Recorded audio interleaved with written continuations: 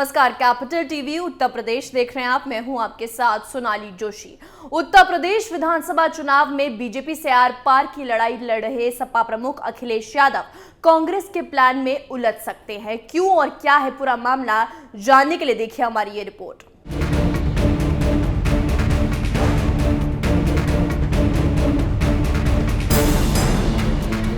UP महारण में सभी नेताओं की तरफ से लगभग से अपने सभी योद्धाओं का ऐलान किया जा चुका है, लेकिन इस महारण में पश्चिमी यूपी में सपा कांग्रेस के प्लान में उलझ सकती है। दरअसल कांग्रेस महासचिव प्रियंका गांधी ने पश्चिमी यूपी में 43 ऐसे उम्मीदवार उतारे हैं जो मुस्लिम हैं या फिर उसी जाति के हैं जिस जाति का उम्मीदवार सपा ने खड़ा किया है।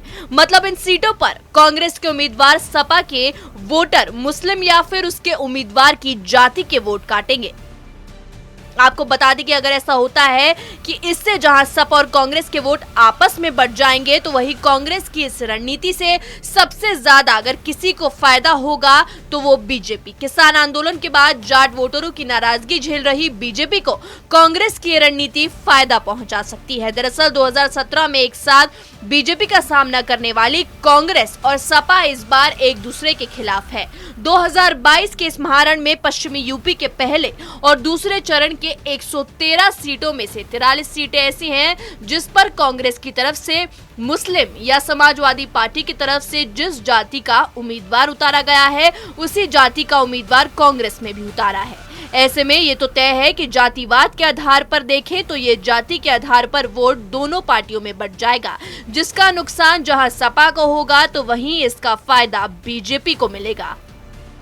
हालांकि इस मामले में कांग्रेस का मानना है कि पश्चिमी यूपी में मुस्लिम और जाट वोट बैंक है, इसलिए स्वाभाविक है कि सभी पार्टियां इन्हीं को टिकट देंगी। वहीं इसको लेकर सपा अभी भी जोश में है। सपा का दावा है कि इस गणित को नकारा जा सकता है और तब भी उनकी सरकार बनेगी। दरअसल आपको बता दें कि जिन पश्चिमी यूपी की 43 सीटों पर सपा और कांग्रेस के टकराव का फायदा बीजेपी को मिलने जा रहा है, उन सीटों में देवबंद, कैराना, शामली, चौथावाल, मीरापुर, बहारापुर, धामपुर, बिजनौर, कांठ, ठाकुरद्वारा, मुरादाबाद नगर, कुंद्रकी, असमोली, संभल, चमरौआ, रामपुर, अमरोहा, हसनपुर, सेवाल खास, हसनापुर, मेरठ साउथ, लोनी, मुरादनगर, गढ़मुक्तेश्वर, जेवर, सिकंदराबाद, अनूप शहर, शिकारपुर, अलीगढ़, गोवर्धन, फतेहपुर सीकरी, बाह, सहसवान, शेखुपुर, दातगंज, मीरगंज, भोजीपुरा, बरेली कैंट, आंवला और ददरौल है। इस रण में सपा और कांग्रेस अपनी अपनी जीत का दावा कर रहे हैं, लेकिन आखिर जनता किसको अपना नेतृत्व सौंपती है ये तो अब 10 मार्च के नतीजे ही बताएंगे।